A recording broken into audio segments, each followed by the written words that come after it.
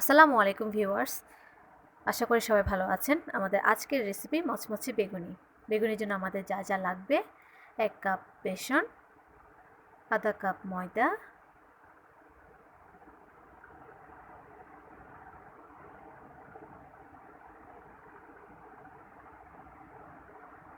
এক চামচ লবণ,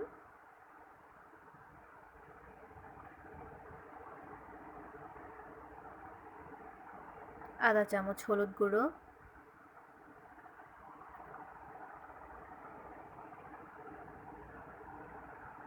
এক চা চামচ মরিচ গুঁড়ো,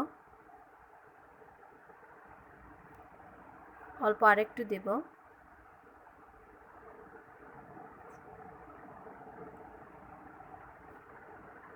আধা চামচ মশলা গুঁড়ো,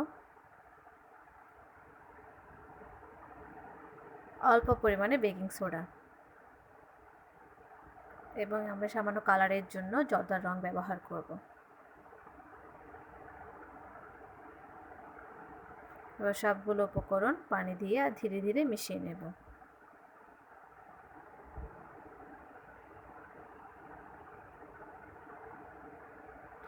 এভাবে অল্প অল্প পানি যোগ করে আমরা ভালোভাবে মিশ্রণটিকে মিশিয়ে নেব।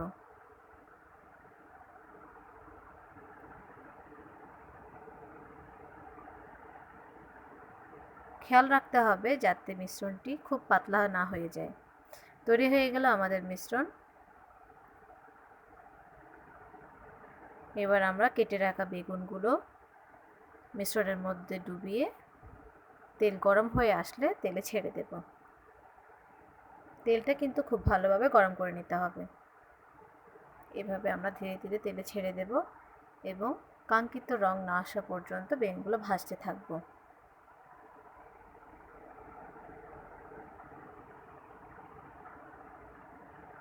খেয়াল রাখতে হবে তেল যেন খুব বেশি গরম হয়ে না যায়, তাহলে কিন্তু পুড়ে যাবে এবং বেগুনিটাও মচমচে হবে না।